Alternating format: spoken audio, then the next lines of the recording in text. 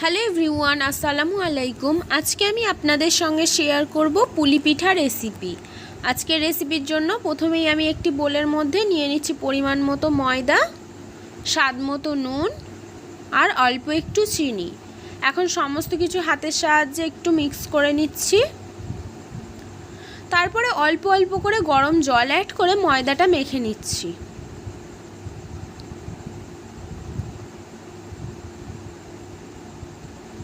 অল্প অল্প করে গরম জল অ্যাড করে ময়দাটা ভালোভাবে মেখে নেওয়া হয়ে গেছে। এখন আমি ময়দার ডো থেকে লেচি কেটে নেব। তার জন্য দেখুন একটি নাইফের সাহায্যে এরকমভাবে কেটে নিচ্ছি। ফার্স্টে লম্বা করে কেটে নিলাম, তারপরে এরকম ছোট ছোট করে টুকরো করে নিচ্ছি।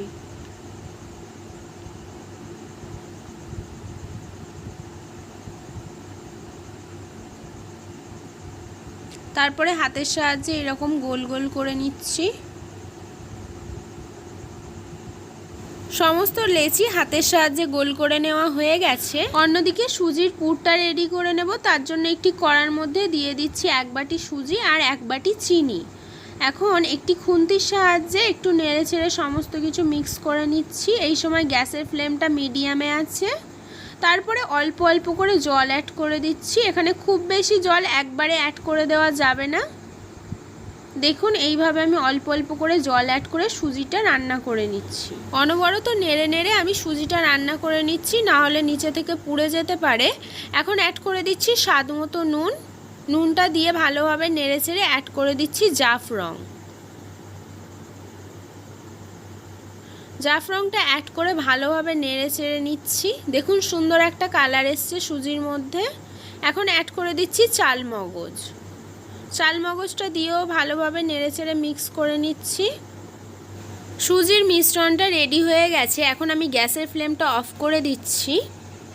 অন্যদিকে দেখুন একটি লেচি নিয়ে আমি বেলে নিচ্ছি। অল্প একটু ময়দা ছড়িয়ে দিয়ে উপর থেকে একটি লেচি আমি বেলে নিচ্ছি। লেচিটা বেলে নেওয়া হয়ে গেছে। এখন আমি একটি বাটির সাহায্যে গোল শেপ করে নিচ্ছি। তারপরে আগে থেকে আমি যে সুজির মিশ্রণটা রেডি করে রেখেছিলাম সেটা লেচির উপর থেকে দিয়ে একটি কোণ আরেকটি কোণের সঙ্গে অ্যাডজাস্ট করে দিচ্ছি। তারপরে দেখুন পুলি পিঠাগুলো এইভাবে হাতের সাহায্যে একটু প্রেস করে নিচ্ছি, যাতে পিঠাগুলো ভাজার সময় মুখটা খুলে না যায়। সেম প্রসেসে আমি বাকি পুলি পিঠাগুলো রেডি করে নিচ্ছি। প্রথমেই লেচিটা বেলে নিচ্ছি, তারপর একটি বাটির সাহায্যে এইভাবে প্রেস করে গোল একটা শেপ করে নিচ্ছি। আবার একটু হালকা বেলে নিচ্ছি। এখন সুজির পুরটা দিয়ে দিলাম। তারপরে মুখটা এইভাবে বন্ধ করে দিচ্ছি। সমস্ত পুলি পিঠা রেডি করে নেওয়া হয়ে গেছে। এখন ভেজে নেওয়ার পালা। তার জন্য মা একটি ফ্রাই প্যানের মধ্যে পরিমাণ মতো সর্ষের তেল দিয়ে, সর্ষের তেলটা হালকা গরম হয়ে গেলে আগে থেকে রেডি করে নেওয়া পুলি পিঠাগুলো একে একে ছেড়ে দিচ্ছে। এক পাশটা ভেজে নেওয়া হয়ে গেছে, অপর পাশটা উল্টিয়ে দিচ্ছে।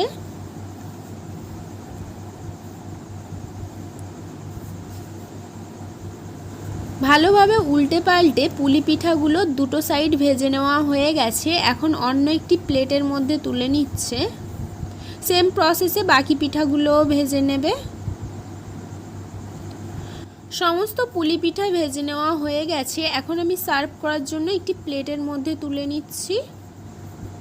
একটা পিঠা আপনাদেরকে কেটে দেখাচ্ছি ঠিক কেমন হয়েছে। আপনারা যদি বাড়িতে এইভাবে পুলি পিঠা রেসিপি ট্রাই করে না থাকেন, তাহলে রিকোয়েস্ট করব একবার হলেও এইভাবে ট্রাই করে দেখুন। আশা করি আপনাদেরও ভালো লাগবে। আজকের রেসিপিটা এই পর্যন্তই। আজকের রেসিপিটা ভালো লেগে থাকলে হাবিবার রান্নাবাটি চ্যানেলটিকে সাবস্ক্রাইব করে অল নোটিফিকেশান অন করে রাখবেন। ফিরে আসবো আবারও নেক্সট কোনো রেসিপি নিয়ে। সম্পূর্ণ রেসিপিটা দেখার জন্য ধন্যবাদ।